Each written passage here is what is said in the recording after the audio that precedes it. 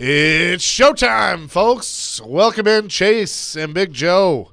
102.5, 106.3, The Game. Hope you're having a great start to your day. Dr. Crane, Nick Frazier on the ones and twos. Calvin Ridley is a Tennessee Titan. What's up, JoJo? What's happening, man? Got the news late last night, and what way to go. And it's funny because the first thing I thought about, and evidently a lot of people thought about this too, Chase, is that they're paying Calvin Ridley a lot of money, right? More money than A.J. Brown wanted. I know. And I just started laughing, but good for them. And here's the bottom line. It ain't your money. It ain't my money. It's not your money. It's the Titans' money. If they spend it and think they've spent it on a great investment, which I think they have, then you're good to go. So good job by Rand and Brian and Amy and Chad Brinker, whoever that guy is, and everybody down the line. Well done. So what's funny to me about all of this, and we welcome your reaction, 615-737-1025. That's our phone and text line, driven by WilsonCountyHyundai.com. Calvin Ridley, 4 years, $92 million, including a $50 million guarantee with the Tennessee Titans as he leaves the Jags and comes over here. Twitter, I don't feel like people necessarily hate the signing. But it's the A.J. Brown comparison of, you wouldn't pay A.J. Brown that, but you'll pay Calvin Ridley. Let's make sure we understand something. I know there is one key factor that's still the same, and her name is Amy Adams-Strunk. I get that. But this is a completely different regime. This is Rand Carthon and Chad Brinker. This is not John Robinson and Mike Vrabel. I totally agree. Yes. So all the way through. People want to forget that. So, and at some point, just like Preds fans booing Ryan Suter every time he hits the ice, you got to get over it at some point. Why? I just love that. Move on. I love the commitment it takes to keep booing a guy when he touches the puck. I love it. But it's just like it's been 10 years, so move on. So I want to move on. With A.J. Brown, move on. I like it. Did they overpay? Absolutely, they overpaid. But guess what? That's the price of doing business. Right. Now, how will it all translate? How many wins will that lead to? I don't know. Yesterday, you and I kind of gave our predictions of if everything goes to plan and they, take care of the things they need to take care of, that there's still probably 5 or 6 wins. I'm not ready to change that just based on Calvin Ridley. But I think we can sit here, and I won't put words in your mouth, but I feel like looking at where the team is at right now, which is incomplete, not even to the draft, not even done with free agency. Getting choked up. Come on now, get you upset over there. I know. I still think this team is better than it was last year. They have improved. Yeah, you have. But now, look, you needed a center. You got a center. You needed a receiver. You got a receiver. You got a corner. You got your backup quarterback in Mason Rudolph, who people were just – that was a really either you absolutely love that or I hate it. What are we doing? I hate it. I think it's fine. I think it shows me now you got Will Levis is going to be your ride or die and go with it. Rudolph is an admirable backup. He is a backup, and that's what he's going to do, and they got him at a great price. He's the backup that I hope he never sees the field. Ouch. Better than Malik Willis. Well, yeah, he is. What's funny is a couple of people challenge me on this, what could you have done better? I wanted Joe Flacco. Now you would have had to pay more for Joe Flacco. I get that, but I went and looked at his numbers. I was actually kind of surprised by them. They're better than I thought they were. Mason Rudolph, the only thing is he's got a 63.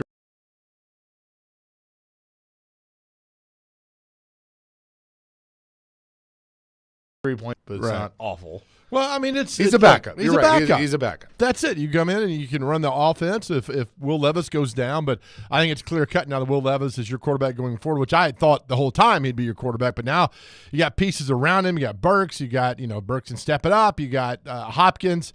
You've got now with Calvin Ridley. Now you got to go out. It'd be great to add a tight end to all that. Get your left tackle. I think now it's pretty obvious that where you're going in the draft, you're going to go tackle. But if somebody falls to you, go and got a receiver. But I think you got to get that left tackle and sum it up, and then you're good to go. But well done. You guys Monday at this time were like, what's going to happen? What's going to happen? Well, now you went in and you really have upgraded your football team in a lot of ways. Yeah, look, I don't think anybody's going to like every signing that they make, but overall they've address what needed to be addressed, and I don't think they're done yet. I mean, I definitely think there's going to be more. They still got, money to work with, and well, they obviously the re-signed NWI this morning. Yeah, it looks like Nick Westbrook-Akina is going to be back, which I don't have a problem with that. 0. But what I will say about both Ridley and NWI, still draft a receiver. Don't let that stop you from drafting a receiver In the first round? Probably not the first. I'm now pretty much on the Joe Alter or Fashanu. I'll tell you what. I was looking at some mock drafts yesterday, and there's that draft network that you can go and do your own mock. For the Titans actually pick and everything. All these rabbit holes you can go down. Wow. Yeah. I think I'd be okay with a scenario that if they felt like Fashanu was going to be there at like 10 or 11. Now let people know where is he from? Penn State. Okay. Yeah. So if he's going to be there at like 10 or 11, you trade back from 7. And the key part of that is you get a 3rd round pick because you don't have that right now. That's the key to me, that if you move back a few spots, whoever you dance with has to give you a 3rd round pick this year.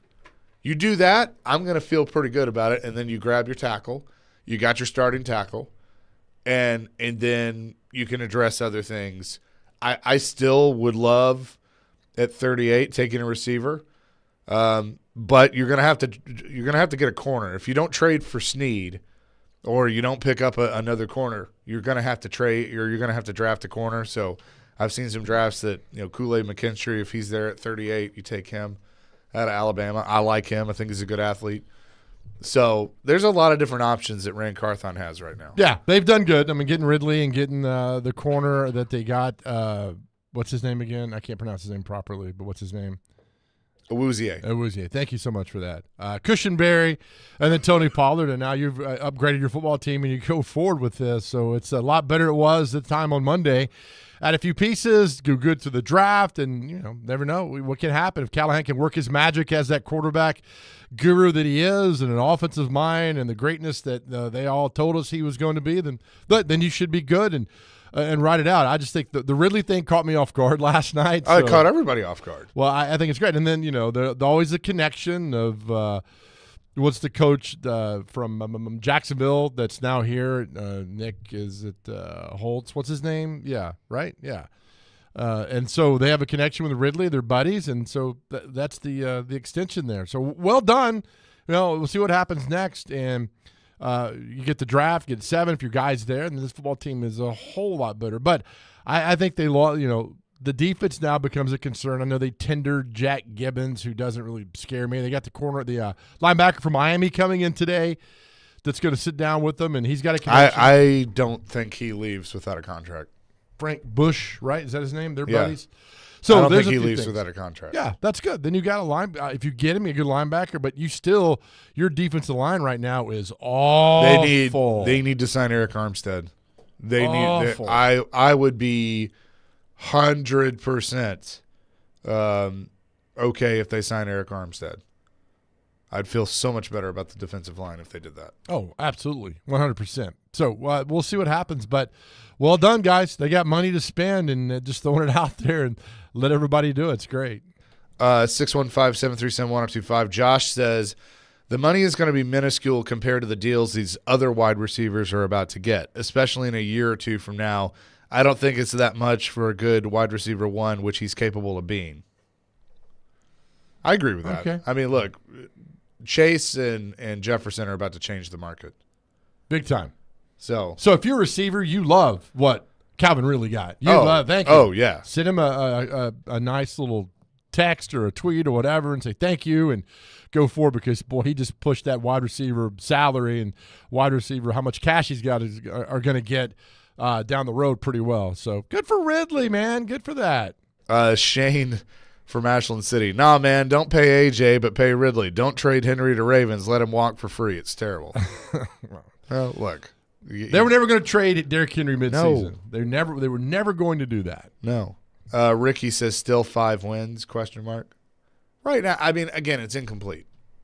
If you don't get the defense improved, Yeah, yes. you got to continue Yes. to improve the defense, and you got to get the tackle. Like, we're all sitting here assuming that they're going to draft a tackle, and then the left side of the offensive line is going to be like if you get Joe Alt or Fashanu, and your left side is one of those two at left tackle, Skoronski at left guard, Cushenberry in the center, and then you keep Brunskill and Petit Frere, even though I'd like to see them upgrade right tackle. But if that's your line, like it's not great. It's not 100% yet, but you feel a hell of a lot better about it than you did going in. No, absolutely you do. Especially that left side. Like you can run left. Now, do you take a little flyer on Chase Young if you get him the right price and get him kind of cheap? I don't know. I want to see them take care of some other things first. That would be me. A lot of you want to react to everything that the Titans are doing. Chris Sanders is going to join us at 10 o'clock today, but the rest of the time is for you. The Titans have done a lot over the course of the last few days. Some of those new players will be introduced today. But what do you think? The Calvin Ridley deal, Mason Rudolph as the backup quarterback. What else do they still need to do? 615-737-1025. We'll get to your calls. Dylan, hang on. And also your text next. Chase and Big Joe on this Thursday, 102.5, 106.3 The Game.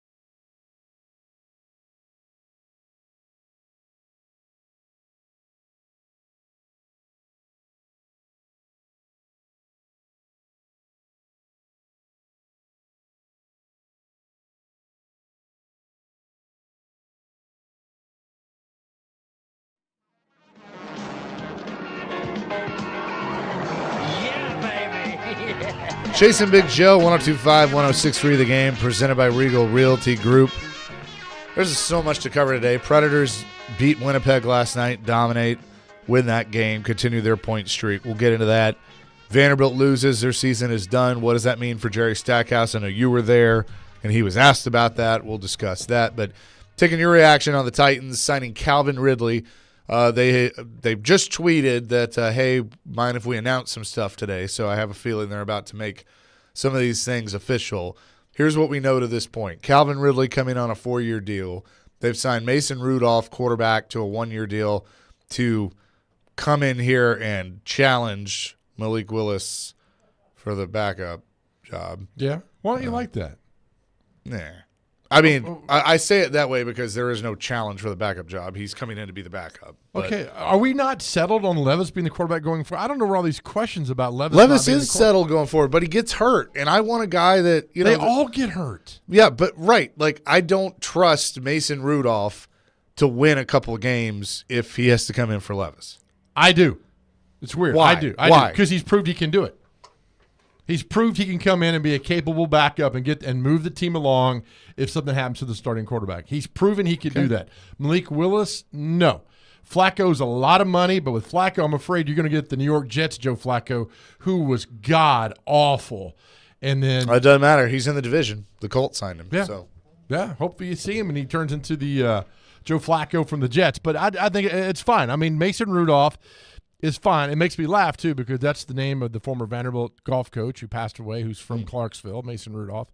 But I think it's good. I think it's the best you could get out there at the time. You're not going to bring Ryan Tannehill back. And so I like it. I like Mason Rudolph coming in here and getting in there. And if something happens to Levis, which ultimately all these quarterbacks get injured now, and kind of push it forward. Yeah, but especially if Levis doesn't learn how to slide and not try to be all cocky and think he's a fullback, you might see a lot more of Mason Rudolph, and hopefully Callahan can say, look, man, slide and get rid of the ball. You can't do this. You're hurting the team. But I like it. And I like you. I like you too. 615-737-1025. Dylan has been waiting patiently. Dylan, what's up? Hey, guys. So my question revolving around the draft, but with the Titans addressing, some line pieces and wide receiver and everything, I wonder if the move being more towards the offensive line in the first round on tackle. So what do you think the chances are that they might try to move up a few spots, to 2, or not to 2, to 5, if there is the right partner? Okay. Thanks, Dylan. I don't see them moving up. I mean, if they are just absolutely head over heels in love with Joe Alt, but they don't have a lot of capital to move up. Yeah, I see that. Right. I think the more likely scenario is they move back. And honestly, if Alt's gone? Yeah. Okay. Arizona released their left tackle yesterday who's hurt. Now they did sign somebody, but I could see them taking Joe Alt. So I could see Alt being off the board at 7, and then maybe you roll the dice that you can land Fashanu at 10 or 11, and you make a trade, move back to get extra picks. It also depends on what quarterbacks are still there. Plus, also, when you trade up, I mean, you're showing a little desperation. And if I'm at 5, I'm like, all right, what do you got for me? What do you got? Let's see what you got. And sometimes these teams really give way too much, move up 1 or 2 spots in the draft. And if he's not there, let it play it out. If he's not there, and you go to 7, and the big tackles are gone from Penn State and Notre Dame, Alt, and what's the guy, Fashanu? Yeah. And if they're gone, and they're Fashanu. I'll get him correct by the draft. I got time to get him correct. And you're sitting there at 7. I just think and then you kind of play your cards. All right, what do we got here? And then do we go? Do we see what we do to move back? I just think you wait and see and play it out. I don't think you move up, Dylan. That's a good point, though, but I don't think you move up just so you can grab him because they're going to want – the Chargers are going to want some stuff from you. You're not getting it. One thing that kind of, I think, hurt them is Kirk Cousins going to Atlanta because I could have seen a scenario where, if Atlanta liked a quarterback, they would have wanted to move up 1 spot. And that obviously won't happen. Bears are at 9. They won't need a quarterback. The Jets are at 10. Now, they could. because Rodgers probably plays a year, maybe 2, or he's going to go become vice president, according Love to this some. story. So they might want to move up and grab one of these quarterbacks if they're available. The team I'm looking at is Minnesota at 11. Minnesota at 11 makes the most sense to dance with the Titans and move to 7. Titans fall back to 11 and get extra picks. But to me, that's, Okay. do you feel – it depends on what else they do in free agency. Are they going to sign a tackle? Are they going to sign a Tyron Smith or somebody like that? And do you feel like you can grab one of those positions of need at 11 as opposed to very likely being able to do that at 7?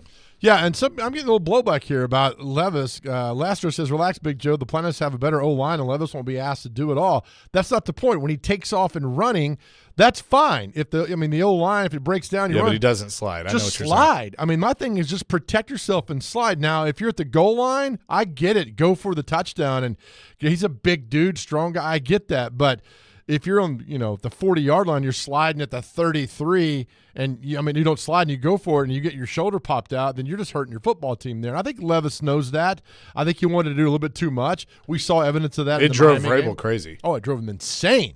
And so they work with him, and he get the ball out of there. It's still a work. Guy was a rookie quarterback, but I think now that you got more options with Ridley and everything else going on, I think it's better for Levis. And plus, they got a whole offseason to work with him on that.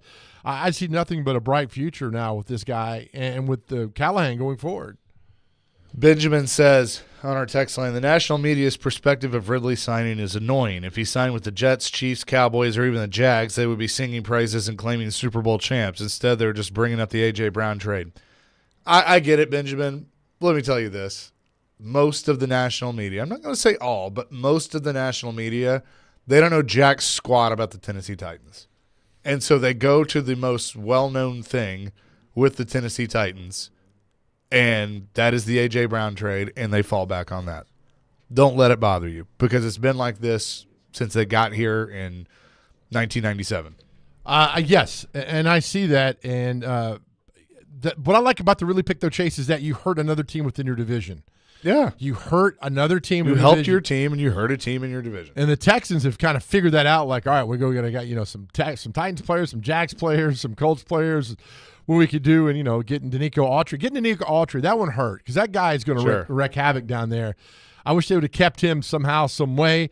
But you hurt your other team within the division, and that's well done. Anytime you could, we've talked about this again. We'll say it every day. You just have to be better than the 3 other teams in your division when the season goes. That's it. Then you get to the playoffs, and then anything can happen after that. You just got to be better than those 3 teams. Yeah, and here's the other thing too. They got about, by my math, I think they got about $30 million in cap space, something left, something like that. Right. They still need, like in an ideal world, I would love to see Eric Armstead, Justin Simmons, like you get them here. The linebacker, why do I keep blanking on his name, from Miami that we were talking about? Is it Jordan? What's his name? Well, I just asked you, so clearly I don't know. Oh man! But you sign one of those guys, DJ Reader's out there. Like, yeah, you get all these guys, and you might go, well, how are you going to be able to afford all these guys? Yeah, I am not on the cap is fake, but the cap is manipulated. And Ozzie Newsome was on with Derek and Caroline yesterday, which was awesome. Really good get by Derek to get his former GM on. Yeah, how do you get that? He knows people. He knows people. It was funny too because he referenced, all the former Titans that had come to the Ravens. It was like talking about Derek and Samari and Steve McNair, and he goes, and Derek now, and then he kind of caught himself, and so Caroline follows up and goes, well, speaking of Derrick Henry, kind of what led through that decision, and he laughed and he goes, well, after spending so many years on the competition committee, I know that I can't touch that question until about 4 o'clock today. So Derrick Henry is a great player for the Tennessee Titans. Well done. It was such a fantastic answer. By the way, this is Chase McCabe's reaction to the national media and Calvin Ridley. You're going to find out that you're not going to amount to jack squat. Good job, Dr. Crane. Well done on all that. Well living done. in a van down by the river. Well done. All right, we'll take a break. James Franklin. Speaking of that, good segue, Chase. You didn't know we were going to do this. No, you just kind of took over. So send it to break. No, he's in trouble, possibly, for what Oh, you're I just- did see this. for I what actually you're did talking I about. did see this. So good. You had no idea we're bringing this up. So good idea. James Franklin, former Vanderbilt coach, is being hated on right now by a lot of Philadelphia Eagles fans and For the living by state the river? of Pennsylvania. Is No. it for living by the river? No. No, this It's is- even better. It's even Okay. better. It's Even better. All right, we'll do that next. Tune in to 102.5, 106.3 The Game for updates of the SEC men's basketball tournament this week, presented by ESPN Bet Sportsbook, Toyota, and Guinness.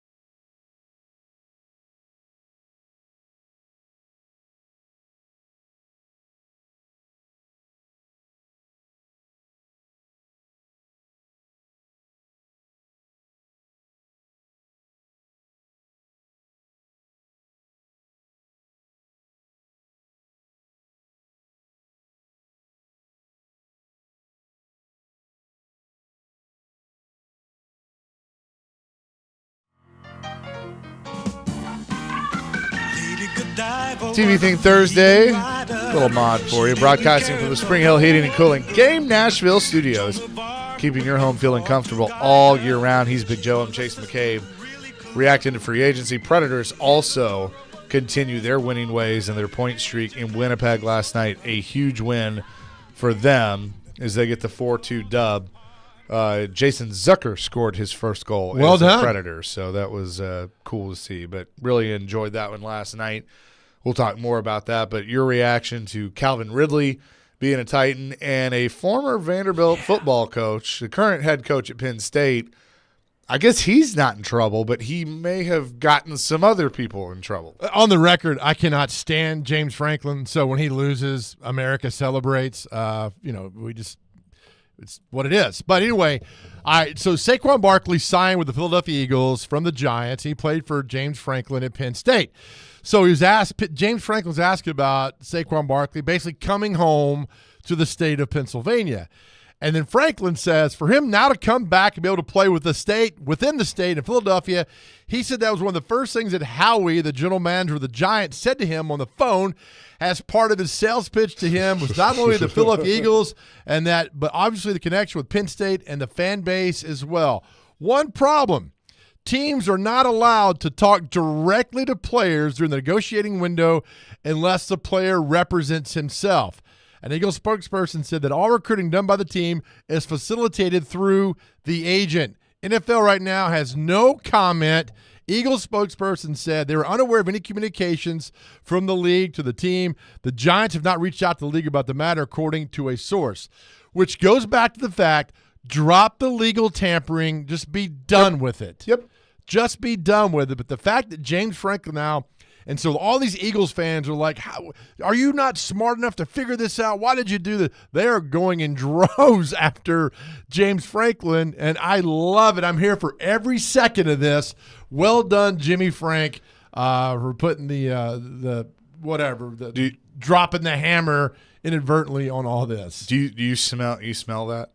You smell that? That's the manure that James Franklin stepped in with that. Couldn't happen to a better guy. But what's funny about this is I agree with you. There is one entity that I blame for this that is at fault, and that is the National Football League, because they did this because they thought, if we have this negotiating window, then that will prevent, backroom deals and, these talks at the combine and, illegal tampering, which they're stupid if they think that's actually true. Well, exactly. And so this brings it to light. And, I don't know. Like Kyle Vanden Bosch came on our show 2 days ago and basically said that there was illegal tampering going on. Jim Schwartz talking to him. Yep. He's showing up at his house. Like, I mean, that's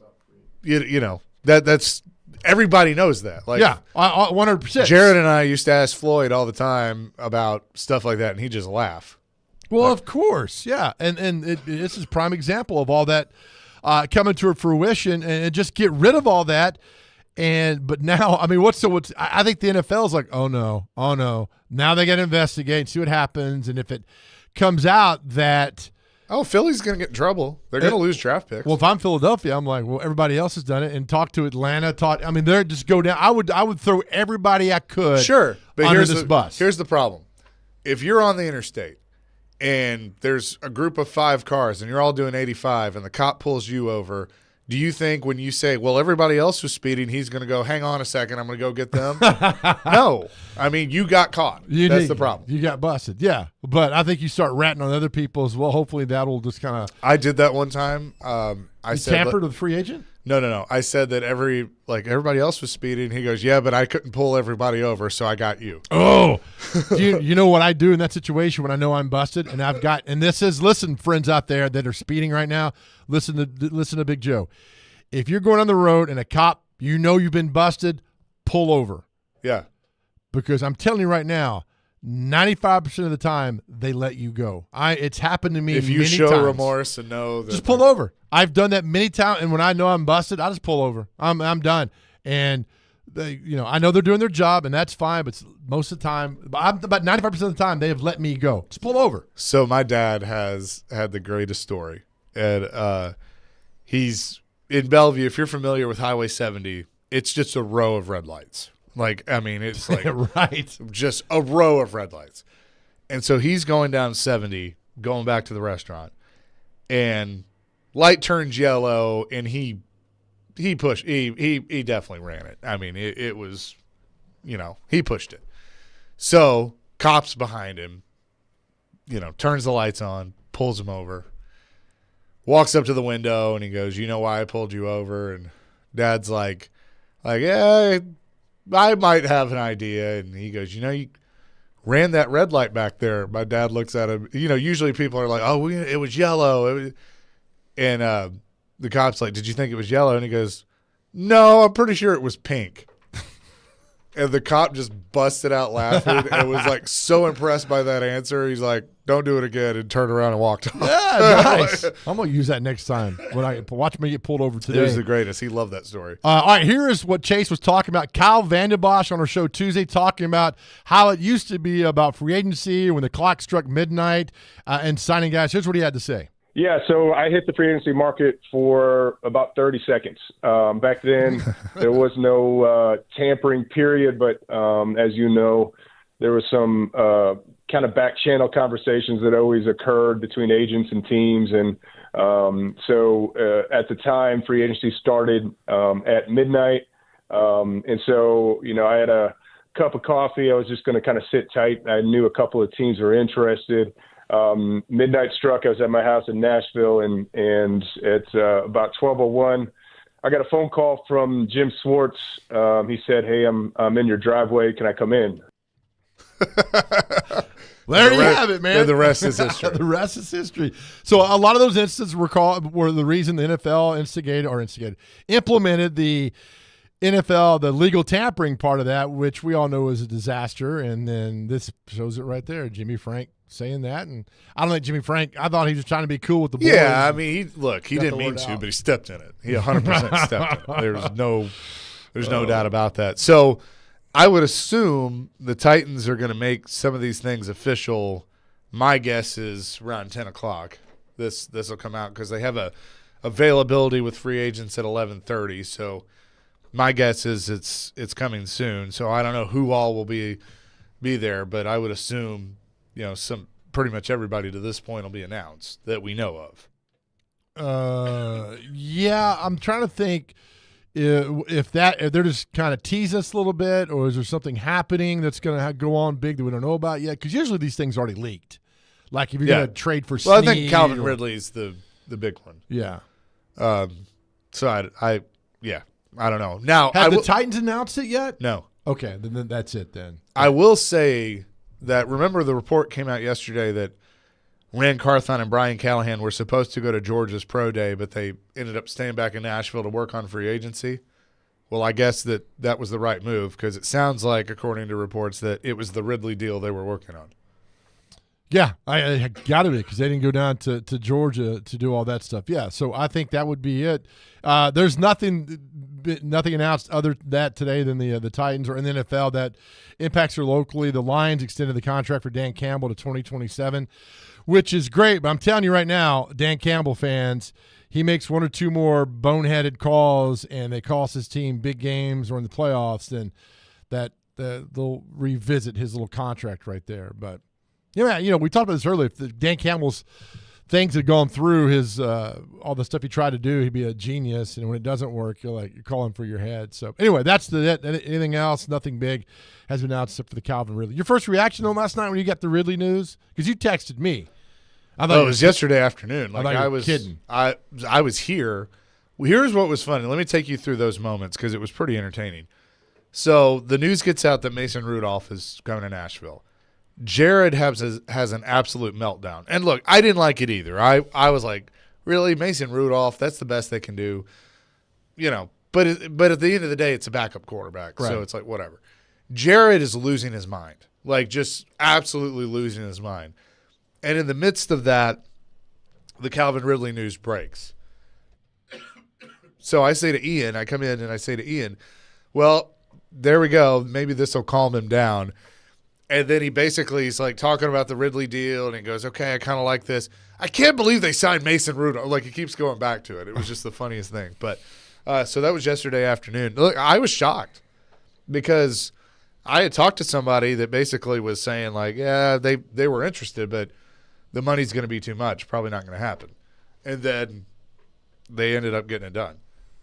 And I was shocked. I was like, what? There's no way he's going to stay in. Because everybody's like, he really likes Jacksonville, wants to stay in Jacksonville, wants to be down there and stay there. And they've kind of given him a second chance. But Did you see Ridley's tweet? But as we all know, I did not. Let me pull it up so I can read it verbatim. But it was actually really good. It said, chess, not checkers. Love all, Ridley. Oh. So I guess it worked out for him. I guess he bet on himself. Oh, you had to do that, didn't you? It's a bit of a gamble of a pickup. Yeah. I mean, we could go on. You guys to are end this. funny. Yeah. You guys are funny. Not our fault. He's going all in this season. There's a joke going around that said that one bettor bet on Calvin Ridley being like plus 100,000 to go to the Titans, and it's the gif of the guy kind of looking like kind of. So, but yeah, Calvin Ridley. Now a member of the Titans. Coming up next, let's get into some hockey. Predators with a big win last night to continue their point streak. Very impressed by them. We'll discuss that next. Chasing Big Joe, 102.5, 106.3 The Game.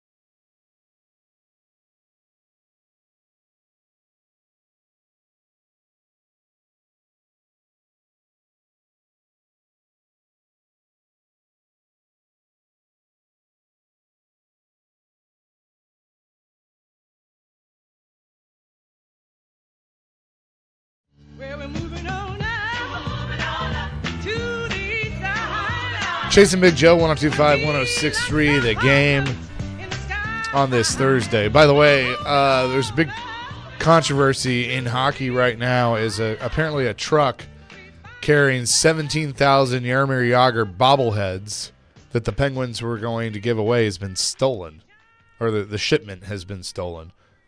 So that has been pretty entertaining. Greg Wyshynski, who usually joins us on Thursday, going to join tomorrow, has had some fun with this on Twitter. He said, "This is so weird. Someone just offered me a shipping container filled with 17,000 bobblehead dolls in exchange for Chris Beach, Ross Lepchuk, and Michael Sevick." I guess it's right. You cracked yourself up on that. You pushed back from the table and laughed. I did. I'm like, who the hell are those guys? I think that's the joke. Anyway, Fantastic. Preds win last night, 4-2, to extend their point streak to 13 games. It's not that funny. It's so funny. I'm sorry. I usually give you a reaction, man. I was like, I didn't know where to go with that. I'm sorry. It's okay. I'll do better. Okay. All right. You okay? Yeah. Can you read Bud's text real quick on the text line out loud? This makes me laugh. Just real quick. Oh, what's worse is the command. What's worse is the Commanders signing Mark Mariota ? And look what I wrote back. Signing Marcus Mariota. ... He's like, what's worse than the Commanders signing Mark Mariota? And I said, signing his brother. That's Marcus's cousin. Marcus Mariota. Okay, I'm sorry. Yeah, that's his cousin Mark. All right. Natural Predators rolling on the third longest point Is that what it is? thing in history, whatever. Point streak. 13 games. Right. And they'll wrap up a 4-game road trip Saturday against Seattle before coming back here. But 4-2 last night. And honestly, that final score is not indicative of the game. It really was 4-0 and a couple of goals there at the end by Winnipeg, fighting with a little desperation. But Predators get the win. And Roman Josi reached the 50 assist mark for the second time in his career, joined Paul Kariya as the only other player in franchise history to accomplish that feat. But Predators rolling right now. I mean, they have a ton of momentum as they head towards the playoffs. 15 games left. Yeah, now with 80 points, they're 7 behind the Jets in the Western Conference. I know the Jets still have 2 more games less they've played than the Nashville Predators. But, I mean, look at this streak. I mean, what is it? I heard Keyser this morning talk about they haven't lost since February the 15th. Is that correct? Was that the Dallas The 9-2 game, yeah. So you're going to see more teams more coaches and GMs telling their teams they can't do things off the ice together. And because the U2 trip, they're now 11-0-2 since then. And it's fantastic. Winning is fun. We've talked about this. Winning is so much fun. And, last night I was sitting there in the press room, and then Gentry asked us, like, you see the Preds score? I'm like, oh, no, what? He's like, yeah, they're up 4-0 or they won 4-2. I was like, good Lord, that's great. And so, well done by them. You know what's going to be awesome is the last game of the season when last home game of the season, Paul McCann's like, please welcome to the band stage, U2. God, somehow that's got to be working somehow, some way to figure that out, because that's now going to be like. I mean, they are the rallying point, right? Like if the Predators go on this run, and again, I'm being realistic here. Like, I would love to see them win the Stanley Cup. I don't think that's going to be the case, but if they go on this run and they win it all, like, U2's got to be. They got to play a show on Broadway. So, could you imagine? Like, I mean, they have to. I know they don't care, but it's just like, you don't understand. Like, word gets out that U2 is going to play Broadway. I mean, there will be 500,000 people down there. Like, it would just be awesome. But what's crazy about this streak is now Roman. A lot of people are like, "What's wrong with Roman?" Roman Josi's had a good year. He's played a different role, and I think that's why people have kind of thought like, "Hey, something's different." Well, now he's at 50 assists. To me, Josi is going – I believe he should be a finalist for the Norris Trophy. Saros in this stretch has put himself in conversation for the Vezina, and we were sitting here most of the year going, Saros is having a down year. Yeah. And, right. You look at what he's done over the course of these 13 games, he's been phenomenal. And Lankinen has too, and Lankinen has been asked to play. Lankinen's been great. Yeah. So, I mean, they've gotten great goaltending play. The defense has been good in front of them. Now, Dante Fabro looks like he's going to miss a couple weeks. Barry Trotz was on with Jared yesterday and talked about that. They call up Stastny, who unfortunately got hurt. We'll see how he is in the game last night. So a little banged up on defense. But, I mean, it's just been phenomenal. Well, it's fun to watch. And look, winning is just, when that Dallas game 9-2 went on the road, like, oh my God, they got 5 games on the road, starting at St. Louis on that Saturday. Then they win, and they start when they're 2, and then there's 3, and like, what in the world's going on here? Now it becomes the talk of U2 and people weighing in about U2 on the text line. Dylan says, Nashville radio shouldn't play U2 between now and the end of June. Okay, Dylan, then. And Elliot says, U2 is one of those bands I just don't get. Huge following. They will sell out everything, kind of like Dave Matthews. I don't get it. Well, I mean, that's part of – I've liked U2. I've never seen them in concert, but it's one of those that, like, I would totally go. Like, when the Predators – here's an ironic thing for you. When the Preds went to the Stanley Cup final, U2 was in Pittsburgh at Heinz Field. They were. That's right. When the Predators were there. So Darren and Ryan, like everybody, Willie, like all of them that were on the road, they went to the concert. So, and here's what's funny. When things like that happen and there's like a bit, it'll come up and like people look at me and go, yeah, remember when we went to the U2 concert? And I'm like, no, I got left in Nashville. All y'all went and party. I was the Secretary of the Interior. I got left. I got left back here. Somebody had to run the place. No, that's the thing about, if you like him, you like him. You don't, that's fine. But I mean, it's an iconic band that does sell out globally, and that Sphere out there. That was why the Predators wanted to go, because all the talk was about the Sphere and the concert out there. It was amazing and all that. But now that you're winning, that's become kind of the narrative going forward, and I think it's great. I think it's fun. It adds an extra kind of little oomph to the season and what's going on. We laugh about it, and they're laughing about it nationally. So They're not laughing at you; they're laughing with you on all this, and I think it's fantastic. And whatever could grow the game, and if by getting U2 fans now to pay attention to the Nashville Predators, it's great. The Titans have been very, very busy over the course of the last few days, including signing wide receiver Calvin Ridley. We'll talk to one of our favorite former wide receivers for the Titans, Chris Sanders, will join us next here on the Chase and Big Joe Show, 102.5, 106.3 The Game.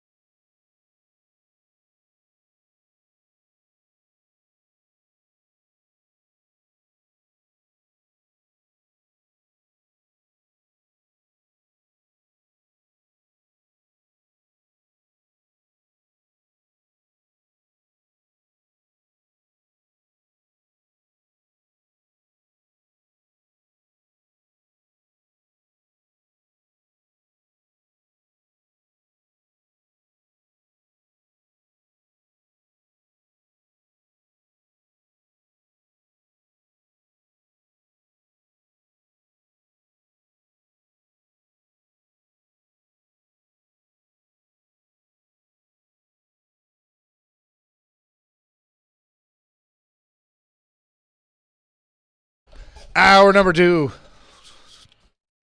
Chase and Big Joe, 102.5, 106.3 The Game. He's Big Joe Dubin. I'm Chase McCabe. The Titans now making everything nice and official. They have put out they let Jim Wyatt do it, basically. That they have signed Tony Pollard. They have signed Chidobe Awuzie and others to come. Let's bring in forever Titans wide receiver Chris Sanders on the line with us. What's up, Chris? How are you? Man, I'm doing pretty good. Probably in a bad mood a little bit. I went to Vegas, man, and lost $800, so I'm still kind of upset trying to wake up. So I'm good to go, though. Well, call Calvin Ridley, and he might be able to help you out because he's got some extra change now. Man, like $5. All I want is $5 to get a biggie bag, and I'll be good to go. There you go.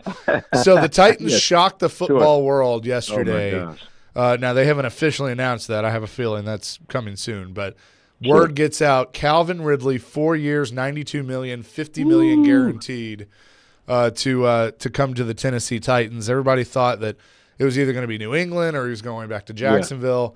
Well, here comes Rand Carthon and the Tennessee Titans. What does he bring to the receiver room? Man, explosiveness. I mean, if you look at what Brian Callahan, the head coach of the Tennessee Titans, he said this. He said we want guys that are explosive and that are fast.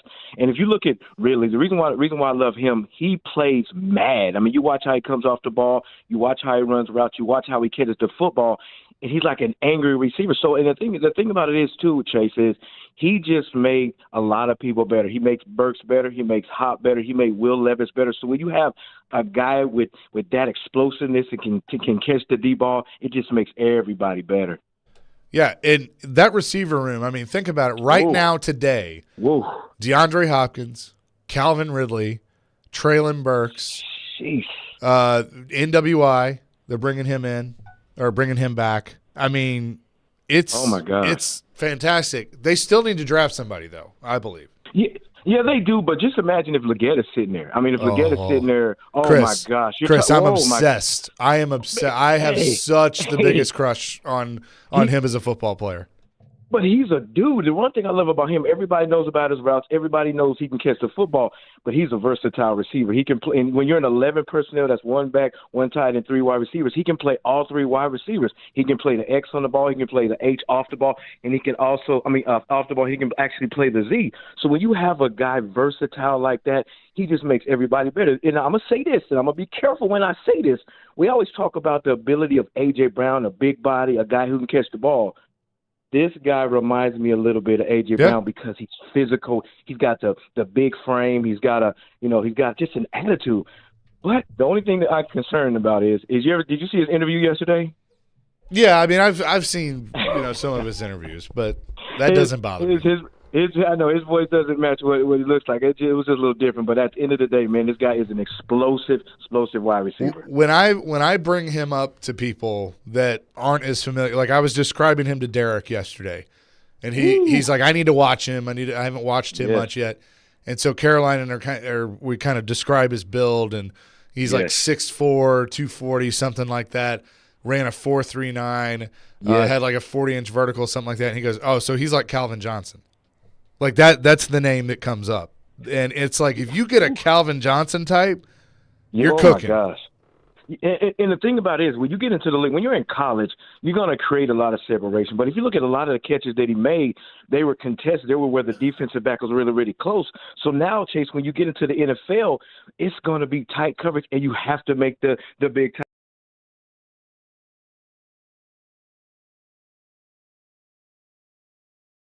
Exactly what you need. And here's what I love about this kid. He just has that it factor. And I'm not saying that he's there yet. I know that, he's got to have some development with the wide receiver coach, Tober that's here with the Tennessee Titans. But I still think that he can come in and play right away. And just imagine, you just said it. Look at this receiver room. You got Burks, you got Hops, you got Calvin Ridley, you got, NWI. I mean, he can add to the mix. But then you add a Legette to that room, I'm going to tell you something. Who are you going to cover? And then all of a sudden you got the running back with Tony Pollard. You got Chig. I mean, there's weapons absolutely everywhere.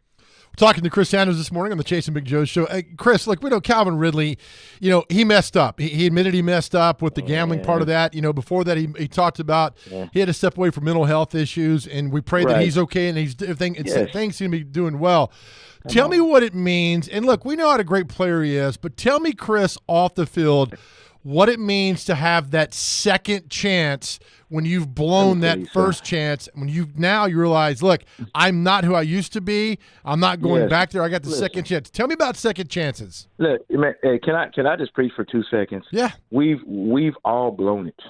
We've all made mistakes. It just happens that his is in the forefront. Listen, I made a lot of mistakes. I'll be the first person to raise my hand and say I made mistakes. But here's a guy that's given a second chance. And the thing about it is, if you never go through adversity, if you never go through any mistakes, you're never going to learn anything. So this is going to make him better. And you know what I get really mad about is the one thing we do is we always point out the negative. Oh, he did this. Yes, that's what he did. But at the end of the day, when you bring him into the fold, when you bring him into the Titans family, you treat him like a family member. You help him get on to where he needs. If he has mental health situations, let's just don't make him help him be a good football player, but just help him in the mental aspect. We've all blown it. We've all made mistakes. But even though you failed in that situation, doesn't make you a failure. And I welcome to the Tennessee Titans family. Absolutely. He says, Ridley, he's like, hey, I just effed up here in a dark moment. I made a stupid mistake. I wasn't trying to cheat the game. That's thing I want to make clear. I was just so depressed and angry, and the days were long. And then I look at what he did in Jacksonville, and they said nobody worked harder. I mean, he realized what he had done. Nobody worked harder. And if he continues that here in Nashville, Chris, that's what a great signing it could be. And look, people are like, well, he's getting close to being 30. I don't look at the age anymore. I look at the experience and what he's been through and how he can adapt to all that. I think it's a great signing for this football team. Yeah, you know what, Joe? You said this. She said experience. It's the experience of learning from what you did wrong. And it's kind of like this. It's kind of like, just imagine me running routes. I can't run routes right now, but just imagine if I run the route, I get the wrong depth, or I actually run the wrong play. What I do is I get back in a huddle and I listen to the quarterback to run the play again. But now Calvin Ridley is in a situation which is so beautiful that even though he ran the wrong route a couple of years ago, now he's in a position to where he can have people help him run the route in life. And I think it's a great asset. He has a fresh start of saying, you know what, I've blown it, I've made mistakes, but now I have a chance. Now success is in your hand. Now let's go get this thing. Chris, I feel like for the first time in a really long time, the Titans now, and obviously it's incomplete, it's not done, but with the wide receivers, they have 4 very different receivers with different skill sets. Like, you think about back in the day, like you had that, you were fast. You could get downfield, and you're the long ball guy. You had Derek that could, play inside or outside and be shifty, and the small guy. They have a lot of versatility, and you add Pollard into the mix. You add Spears into the mix that can catch out of the backfield. This is the most excited I've been to watch this offense in a while. I mean, it is, because the thing about it is no knock to Derrick Henry. That's the reason why I believe he didn't really sign back with the Tennessee Titans, because the offense is going to look totally different. It's going to be more up pace, running backs, being in the backfield, 20 personnel doing all those things. But it's an explosive looking offense. Look at what we have. We have really this explosive. You got B-Hop that can be one-on-one. You got Burks if Burks comes on, and then also you got NWI. You got guys that are not just players; they're impact players, and they're explosive.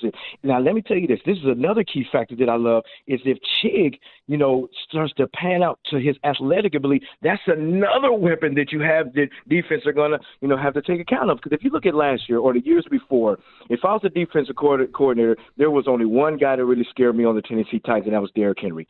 Now you got a whole bunch of guys. You got Tajay Spears. You got Ridley. You got Hop. You got all these guys that can make some plays downfield. So it's a beautiful, beautiful sight. How much fun was it, Chris, in that receiver room when you were here in like 97, 98, 99, when you and Derek Mason and Isaac Byrd all celebrated each other? How much better did it make the team? I'm glad you said that. We had a lot of great wide receivers in that room. Derek Mason was a great receiver. He was going to be a Hall of Famer one day. We had Yancey Thigpen. We had Isaac Byrd. We had guys that can actually play. But here's the difference: is we had a lot of guys that were unselfish. We cared about each other. We celebrated each other. It was not, okay, I caught 5 balls, you caught 2 balls, and somebody was mad. Listen, the reason why that 1999 team was so special in that receiver room is because we had a whole bunch of guys that were unselfish, and it just doesn't happen like that, and that's the reason why we went to the Super Bowl. Unselfish guys. And you can see it here. I mean, if Burks can somehow figures a way into this, and Hopkins is a true professional, a great receiver. We know Ridley is. They re-signed NWI. I mean, you got a chance here to make a really one of the top receiver rooms in the National Football League. Guys that celebrate each other. Yes, and that's how it's supposed to be. Because listen, we're in a league to where it's always me, mine, and me. It's just all about me. I got to get my money, which is great. Getting your money is great, but if you get your money but don't have a relationship and don't win a championship, you just got a whole bunch of money, which is great. But I'm telling you, in that 1999 room, we loved each other from Monday, Tuesday, Wednesday, Thursday, Friday, Saturday, Sunday, and that's what made it special. So if this receiver room with all the guys that we've named, with Burks and Hop and Ridley and NWI and Kyle Phillips and all these guys come together and be unselfish, Will Levis may have a Pro Bowl season because he has so many weapons. I like it. What do you think about the signing of Mason Rudolph to the backup quarterback? Some have I can't believe they're doing that. I like it. He's serviceable. He does what he's asked to do. You're not asking to take you to the Super Bowl, but he can come in and get the job done. He can. I mean, the thing about it is, if you look at last year, who was one of the most important players on each team? It was the backup quarterback, because a lot of the starting quarterbacks hurt, and then you have the backup quarterbacks coming in and play. You want to have a veteran guy that can come and play right away, because you all know that Will Levis is a guy who gambles. He's going to run. He's not going to slide. He's going to try to run over people. So just say if Will Levis gets hurt, now you have a veteran quarterback that can come in and play right away and not be nervous and help your team get better. Well done. He is forever Titans wide receiver. Chris Sanders, real quick, they have signed Chidobe Awuzie at corner. Oh, yeah. That's a position they still have to address, though. I know they're, do you trade for Snead, which I like hanging on to the draft picks, but I would also like to have Snead. But what do you think about corner and what they've done there so far? I mean, I love what they do. I mean, I love Awuzie. And the reason why I love him is he fits the identity what Denard Wilson wants to do, the defensive coordinator. He wants a stingy defense. He wants an aggressive defense. He wants to blitz at the right time. But when you blitz at the right time, you got to make sure you have some corners that can cover. And I think Awuzie is a tough guy. He's one of those guys. Me and TD talk about it all the time. He's one of those guys that you want to fight and practice. To man, quit.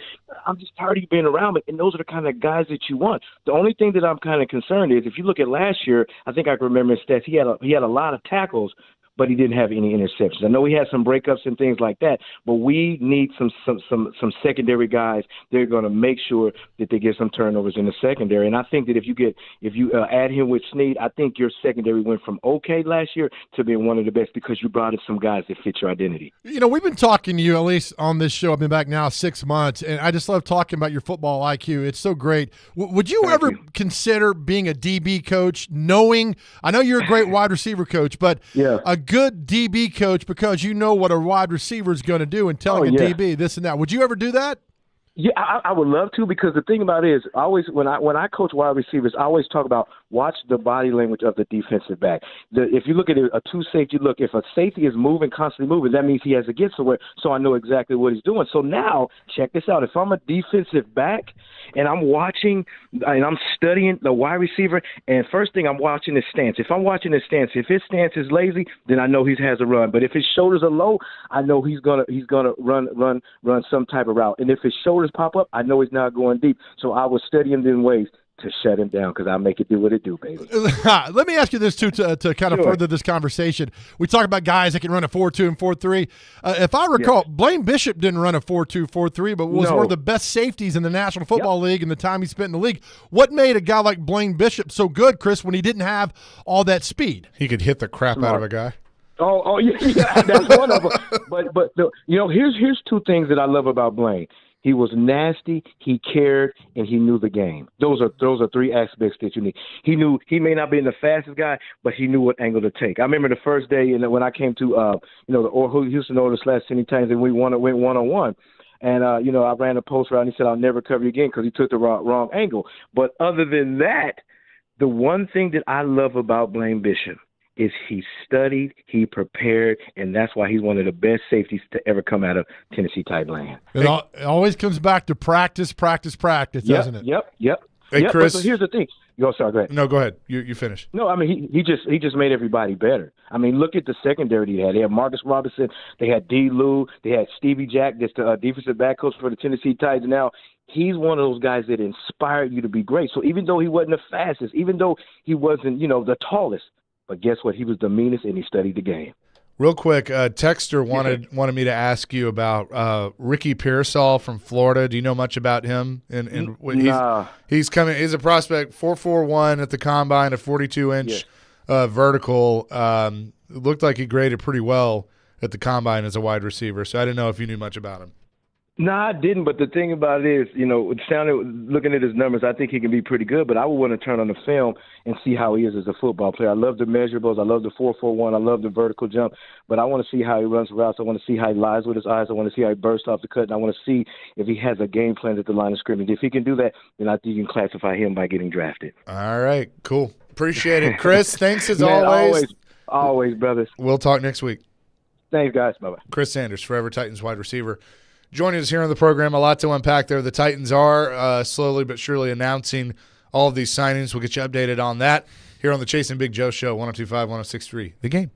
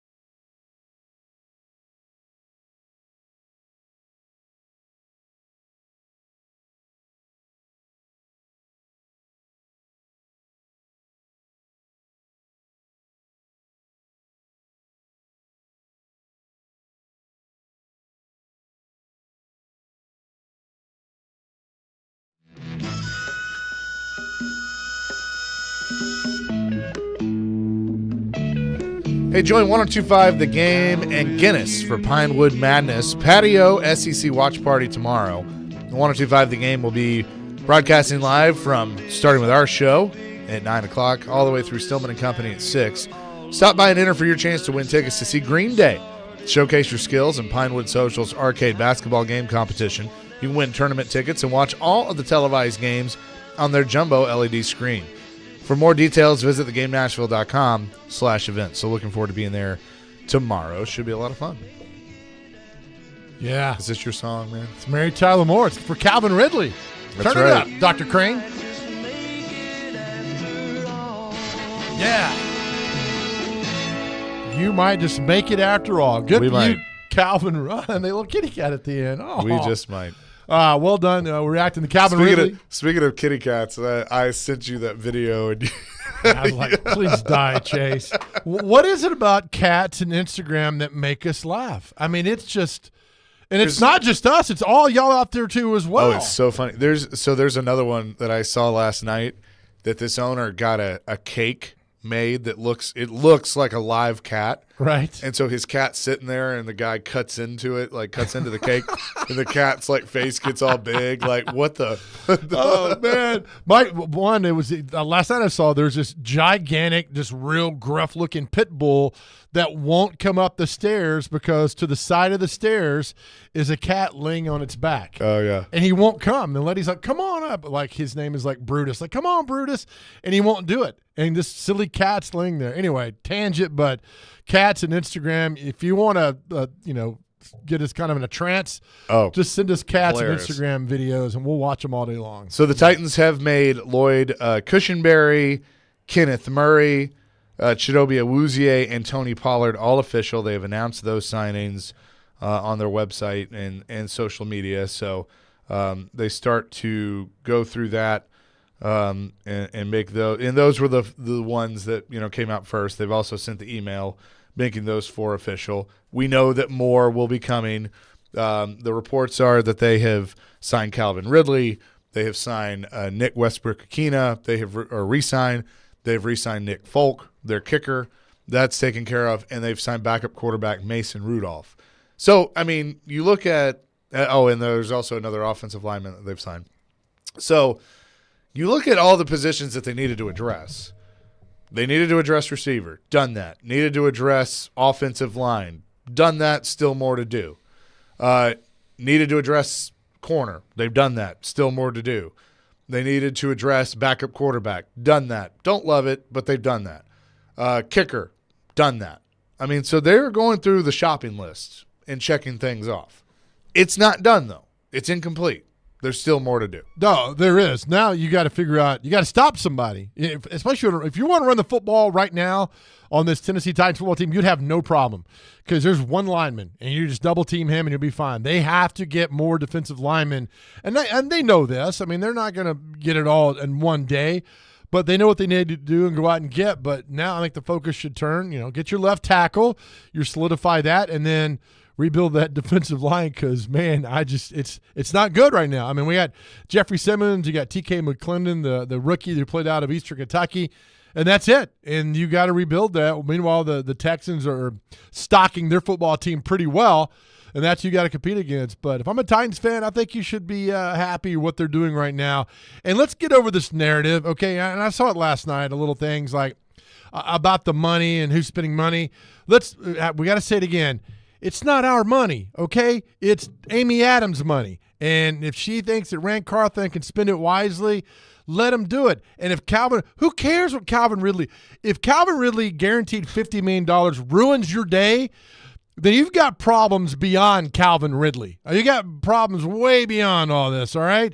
If these guys making money really upset you, who cares? Good for them. It's not your money. I just got this visual in my head of Amy Adams Strong just like, sitting in a room at a desk, and Rand walks in and she's like, "Do you need the credit card again? What really again?" He's like, "Yeah, Miss Amy, I'll be right back. I'll be right back. I got something nice for you. I'll be right back." Like, I just have that visual.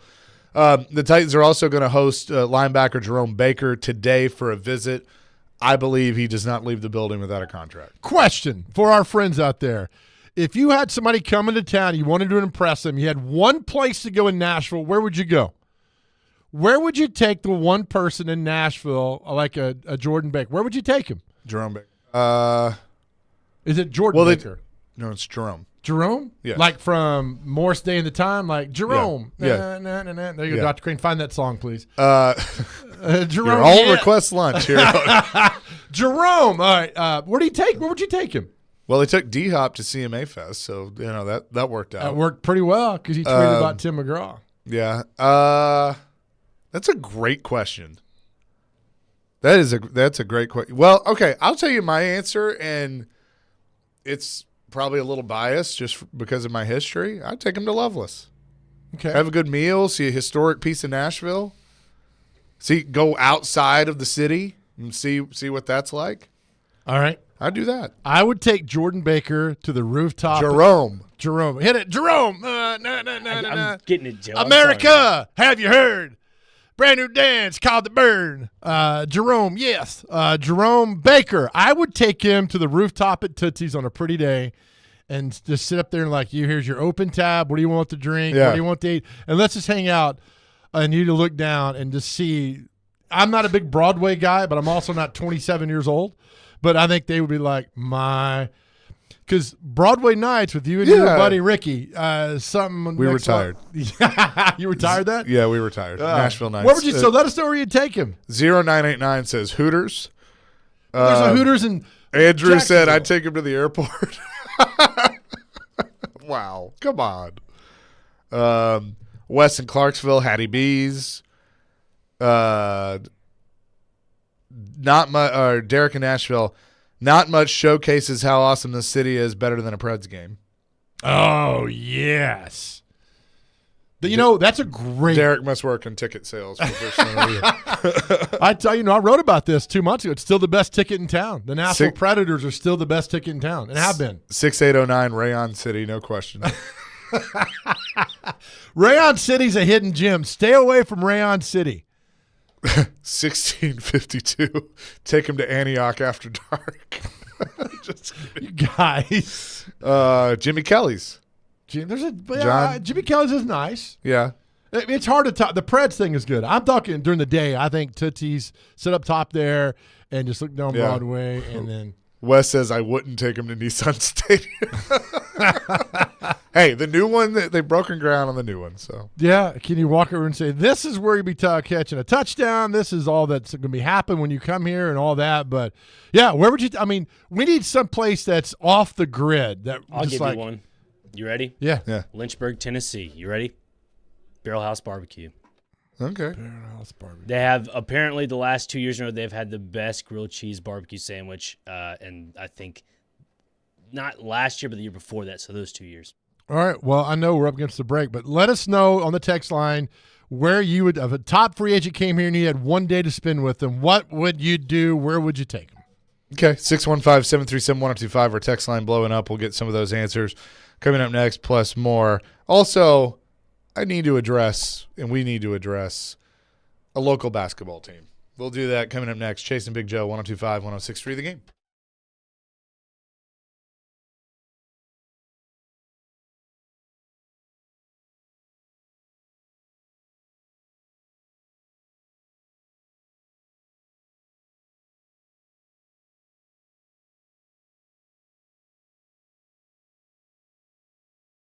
All right, ESPN Bet. It is live in Tennessee. There's a lot of basketball going on right now, so download that ESPN Bet app. It's the official sportsbook of ESPN. ESPN Bet is the only place to find daily exclusives and offers with your favorite ESPN personalities and shows.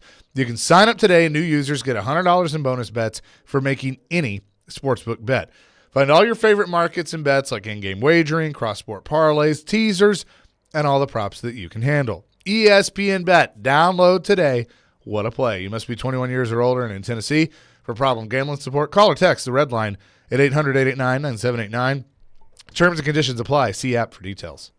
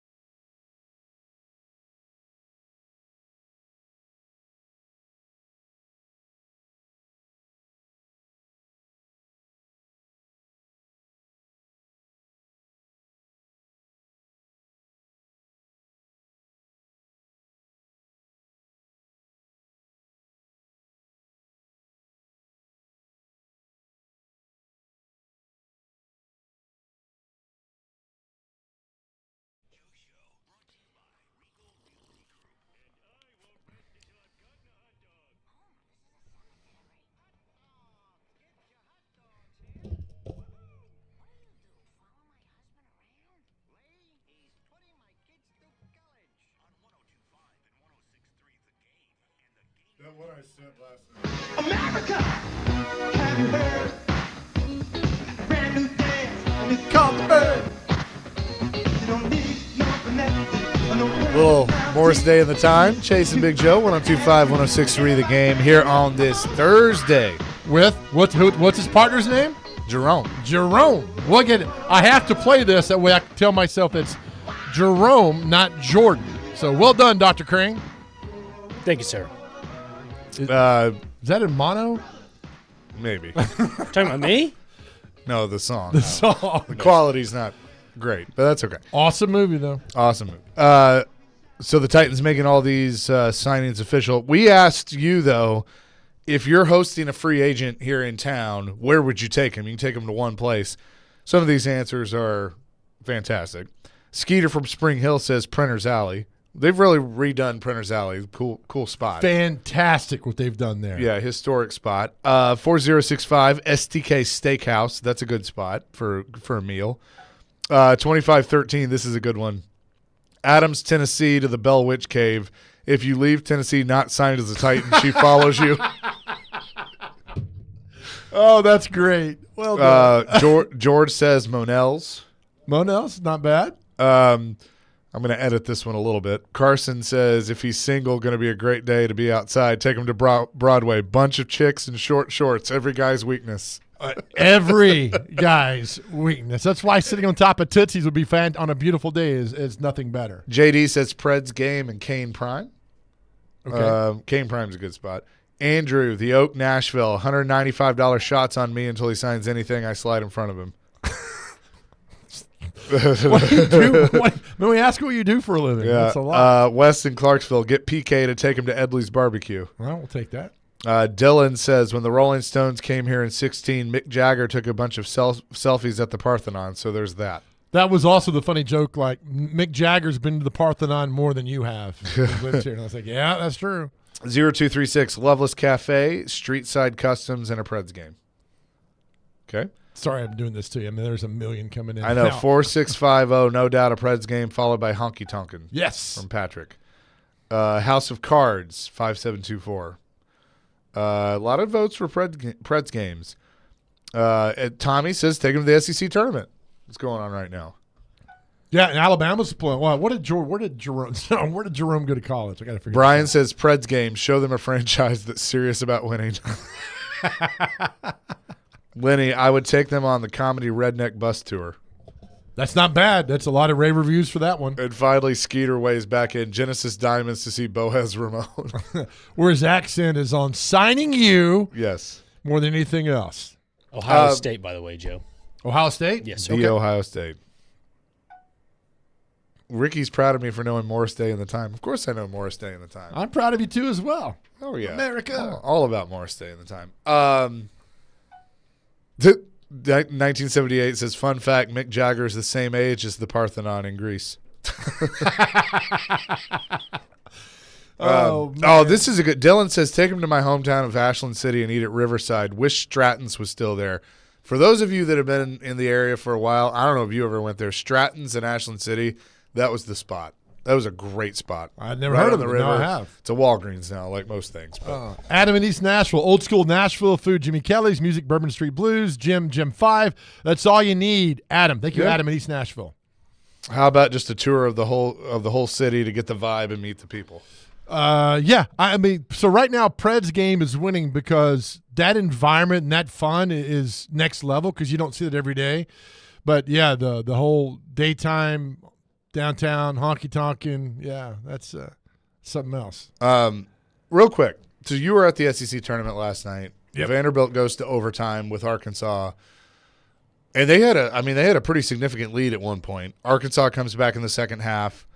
Vandy with a miracle shot to force OT, and then Arkansas ends up winning in overtime. You were at the press conference, right? Yeah.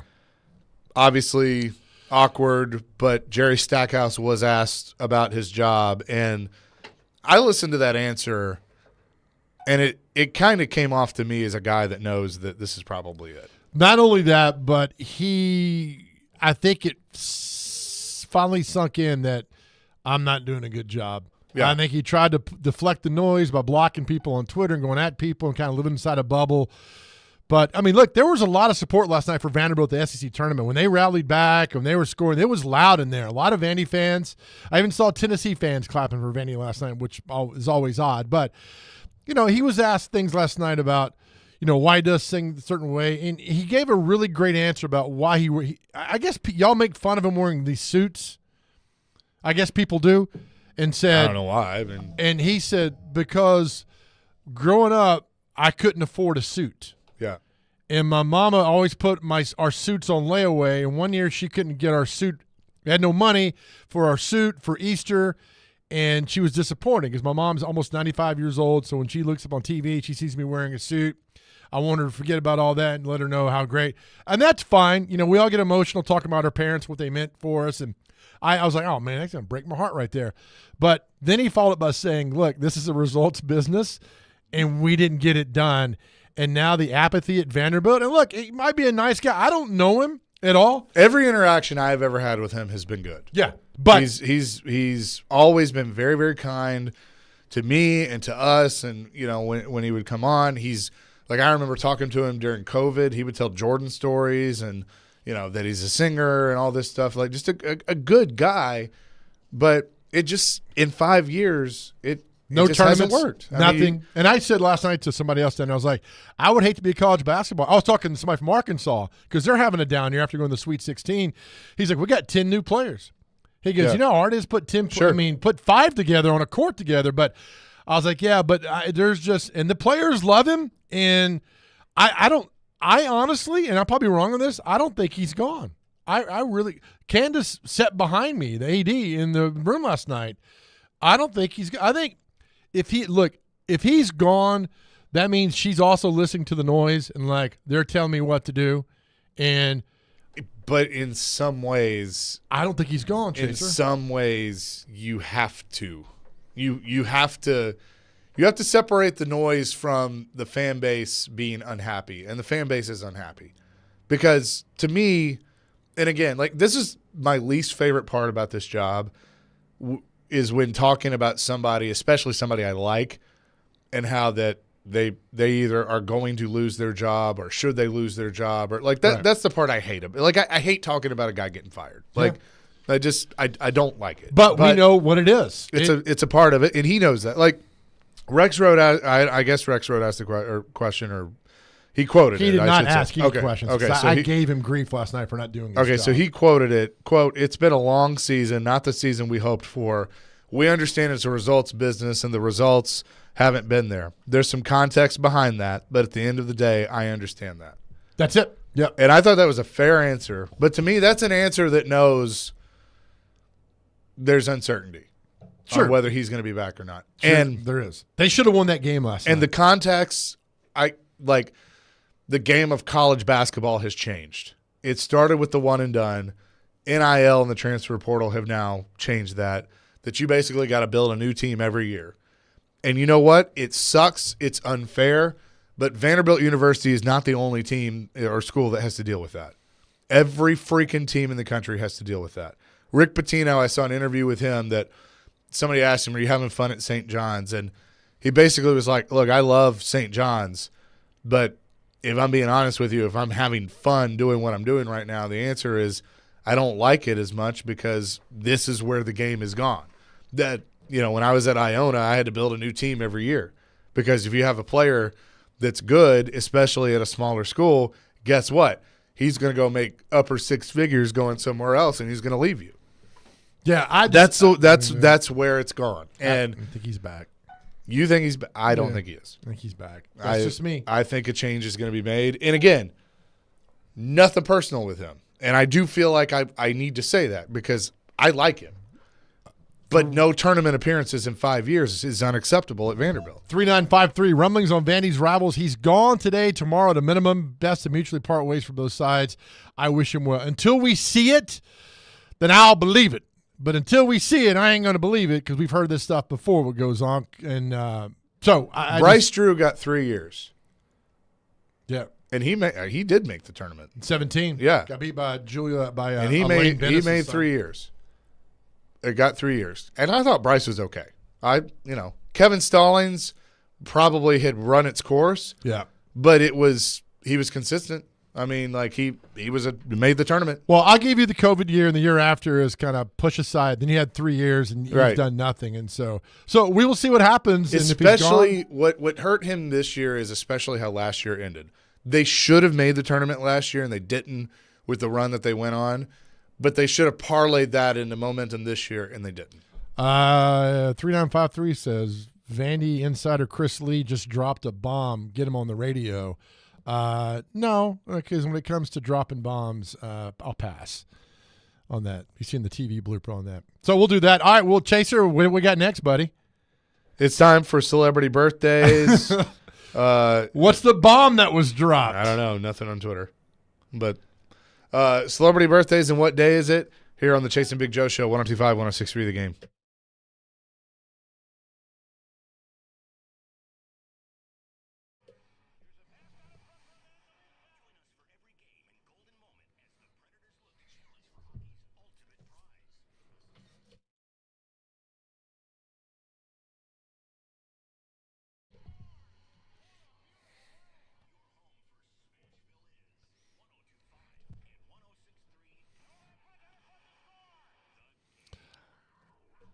Hey, friends, Big Joe here. Listen, I love hearing from all of you that have used medical house calls and love the experience and their commitment and their care. Here's how it works. You've heard the commercial. We're going to tell you again. One, you're going to give them a phone call. Tell them what's going on. All visits start with a phone call with one of the providers to determine the extent of your needs. Second, you help you pick your treatment, answer a few questions to provide you with the best treatment options, home visit, telehealth, or a virtual prescription. And here's the best part. Third, you're going to feel better in no time. Their great medical staff will get you up and running and, feeling better in no time. Board-certified nurse practitioners and physician's assistants will guide you the entire way. In fact, Chuck McDowell used medical house calls. So impressed with the service, their commitment, and their care, he bought the company. It is simple. Just visit the website, medicalhousecalls.com. When you log on there, go check out all the numerous fantastic reviews. There are so many there, and you know the job that Medical House Calls is doing. It is simple. medicalhousecalls.com, where the nearest clinic is your home.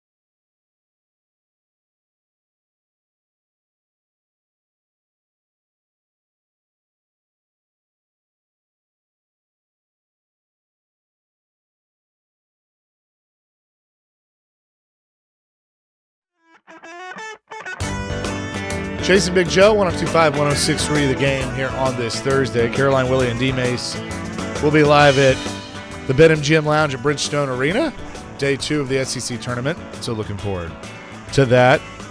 Titans making some signings official, 4 of them to this point. Chidobe Awuzie, Lloyd Cushenberry, Kenneth Murray, and Tony Pollard. Obviously, more to come. With that, let's get to what day is it and celebrity birthdays. Yes, sir. Here we go. So for celebrity birthdays, and we have here for whatchamacallit. My brain just stopped. That's okay. We got new music. Sorry. Learn about Get Butterflies those Day. hotkeys, you'll be good. Yes, sir. I've been working on those. Learn about Butterflies Day, Legal Assistance Day, Mother Day. I guess that's for moths. Is that right? Sure. Something like that. Whatever. National Children's Craft Day. We also have National Potato Chip Day. Not a big potato chip guy. Let's see. National Reuben Sandwich Day. Love Rubens. Reuben sandwiches are top notch. National Save a Spider Day. Not a spider fan. And last but not least, we have Popcorn Lovers Day. It's also Pie Day. It is Pi Day. 3.14. Oh, it is on here. Sorry, Pie Day. I missed Pie that. Day. Sorry. You about got- that. According to Antonio Brown, it's something else too. But You got a bunch of stuff going on back there. What did Antonio Brown say, Chase? it's steak and something else day. Okay. All right. What's the something else? I won't say that on the All right. Time for celebrity birthdays. Got to get them within 2. First birthday up today, Michael Caine. How old is Michael Caine? Michael Caine is 72. 81. 91. Is he really? The Good great Lord. Quincy Jones. By the way, I saw Quincy Jones one time on Bourbon Street walking with a fur coat that was worth more than anything I've acquired in my life. He was awesome. Quincy Jones, 74. 83. 91. Okay. Getting there. Billy Crystal, the great Billy Crystal. How old? 75. 63. 76. Go watch City Slickers. You've never seen it. It's a great movie. Good one. Betsy Brandt. She played Hank's wife on Breaking Bad.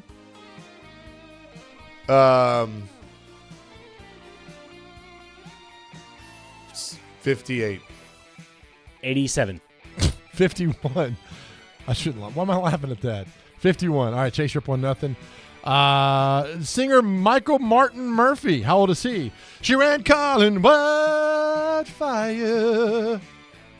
Well done. Thank you, pal. 62. 71. 79. TV radio personality Rick Dees. You want to, don't you? I do so much. 59. 67. 70. Okay. No, 73. I'm sorry. Actor Adrian Zemed. He was T.J. Hooker's right-hand man on the on the TV show. Adrian Zemed was also in Bachelor Party with Tom Hanks. 83. 71. 70. We're tied at 1. Well done, guys. I like this. Let's see here. Actor Chris Klein. He was in American Pie. He was in a lot of stuff. 44. 56. 47. Singer keyboard player Taylor Hanson of Hanson.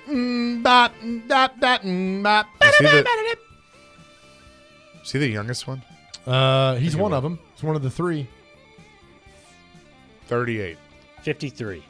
41. All right, these last 2, we got to get them. Prince Albert, the ruler of Monaco.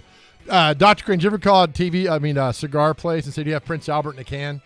No, but I've been to a cigar shop. And they'll say, yes, we do. And you say, let him out. He can't breathe. Look at Byron's text, by the way. It's pretty That's good, for Joe. Prince Albert II. I don't know, 80. Prince Albert II, 92. He's 66. You never prank called people? What's wrong with this generation? I did, but I prank called all the time. He's 66. Last one, Olympic gold medal gymnast Simone Biles. 33. 36. 27. We got a Okay. tie. I guess it's Steph Curry's birthday too, but it's too late. Anyway, Okay. there you go. Fun show. Thank you all for doing this. Yes, indeed. Good one for sure. Caroline, Willie, and D-Mace coming up next. They're live at Bridgestone Arena. They'll have the latest from the SEC tournament and also the Titans signings. They'll be joined by Predators head coach Andrew Brunette at 11:30. Well done. We leave you every morning with our guys out there. If you're struggling, it's okay. Look on your cell phone. You can call 988. Always somebody there to talk to. If you need to reach out, please reach out to Chase and myself or Dr. Crane. We're always here for you. Let you guys know that we love you and our world is a better place because you are here. Please know that. Amen to that. Peace, love, rock and roll. Caroline, Willie, D-Mace, next.